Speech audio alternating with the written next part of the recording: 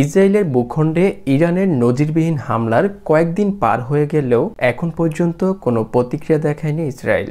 শুধু তাই নয়, ইরানে হামলা না করার জন্য ইসরায়েলকে বারবার সতর্ক করে যাচ্ছে যুক্তরাষ্ট্র। এখন প্রশ্ন হলো, কী কারণে ইরানকে ভয় পাচ্ছে ইসরায়েল এবং তার মিত্র দেশ যুক্তরাষ্ট্র? জানা যায়, ইসরায়েল, যুক্তরাষ্ট্র সহ পশ্চিমা মোড়লরা মধ্যপ্রাচ্যের মধ্যে ইরানকে সবচেয়ে বেশি ভয় পেয়ে থাকে মূলত একটি অস্ত্রের কারণে। নিজেদের সামর্থ্যে ভয়ঙ্কর সব অস্ত্র তৈরি করে আসছে ইরান। গেল শনিবার এর সামান্য কিছু ব্যবহার করা হয়েছে ইসরায়েলের ভূখণ্ডে, যার ফলে দুশ্চিন্তায় ফেলে দিয়েছে ইসরায়েল সহ তার মিত্র দেশগুলোকে।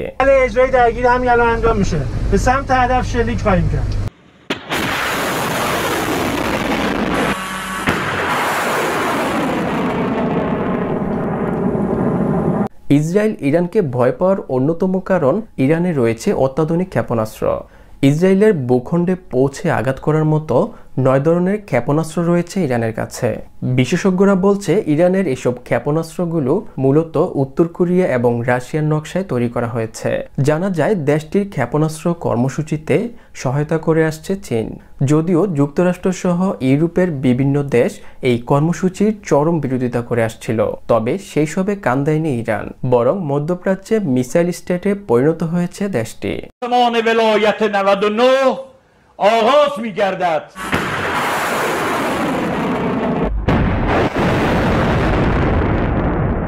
জানা যায়, ক্ষেপণাস্ত্রের পাশাপাশি ইরানের দ্রুতগতির মানুষবিহীন ড্রোন নিয়েও চিন্তিত ইসরায়েল। প্রায় 10 বছর ধরে যুদ্ধক্ষেত্রে ড্রোন ব্যবহার করছে ইরান। দেশীয় প্রযুক্তিতে তৈরি মনুষ্যবিহীন এসব ড্রোন নিজেরা ব্যবহারের সঙ্গে সঙ্গে মিত্রদের কাছেও এই প্রযুক্তি সরবরাহ করছে ইরান।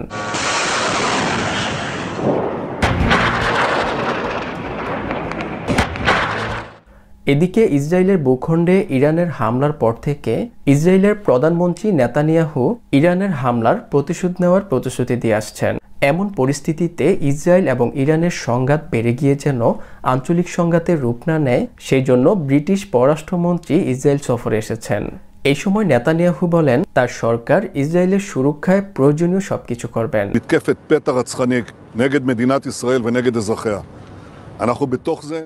তবে কোনোভাবেই পশ্চিমা রাষ্ট্রগুলো চাচ্ছে না ইরানের সাথে ইসরায়েল যুদ্ধে জড়িয়ে পড়ুক, কারণ ইরানের সঙ্গে কোনো ধরনের শত্রুতা বাড়াতে চায় না যুক্তরাষ্ট্র। ইরানের উপপ্রধানমন্ত্রী মোহাম্মদ আলী তামিমের সঙ্গে মার্কিন পররাষ্ট্রমন্ত্রী অ্যান্টনি ব্লিংকেন বৈঠক করে বলেন, আমরা উত্তেজনা চাই না, তবে আমরা ইসরায়েলের প্রতিরক্ষা এবং এই অঞ্চলের আমাদের কর্মীদের সুরক্ষায় ইসরায়েলকে সমর্থন অব্যাহত রাখব। As President Biden underscored to Prime Minister Netanyahu, the U.S. is committed to Israel's defense.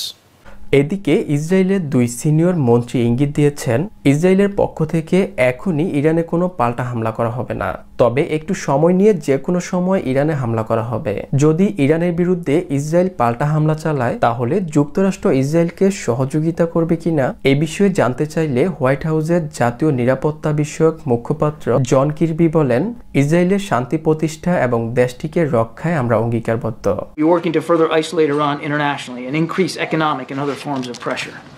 যে কোনো সময় ইসরায়েল ইরানের ভূখণ্ডে হামলা চালাতে পারে, তাই আগে থেকেই সতর্ক রয়েছে ইরানের সামরিক বাহিনী। ইরানের সশস্ত্র বাহিনীর প্রধান মেজর জেনারেল মোহাম্মদ বাগিরি বলেন, ইরানের বিরুদ্ধে ইসরায়েল যদি পাল্টা হামলা চালায়, তাহলে আগের চেয়ে বড় ধরনের সামরিক পদক্ষেপ নেব আমরা। এই সময় ইসরায়েলের মিত্র দেশ যুক্তরাষ্ট্রকে হুমকি দিয়ে ইরানের সশস্ত্র বাহিনীর প্রধান মেজর জেনারেল মোহাম্মদ বাগিরি বলেন, ইরানে পাল্টা হামলা করার জন্য যুক্তরাষ্ট্র যদি ইসরায়েলকে সহযোগিতা করে, তাহলে মধ্যপ্রাচ্যে মার্কিন ঘাঁটিগুলোকে টার্গেট করা হবে।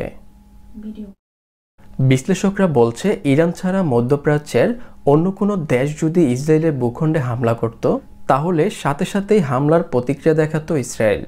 নিজ ভূখণ্ডে ইরানের হামলার কয়েকদিন পার হয়ে গেলেও এখনো কোনো প্রতিক্রিয়া না দেখায় স্বাভাবিক অর্থে প্রশ্ন ওঠে, তাহলে কি ইরানকে ভয় পাচ্ছে ইসরায়েল? আর ইরানকে ভয় পাওয়ার মতো যথেষ্ট কারণও রয়েছে ইসরায়েলের, তাই এখন কিছুটা ধীরে চলো নীতিতে আছে দেশটি। তবে বিশ্লেষকরা বলছেন, সঠিক সময়ের জন্য অপেক্ষা করতে পারে ইসরায়েল।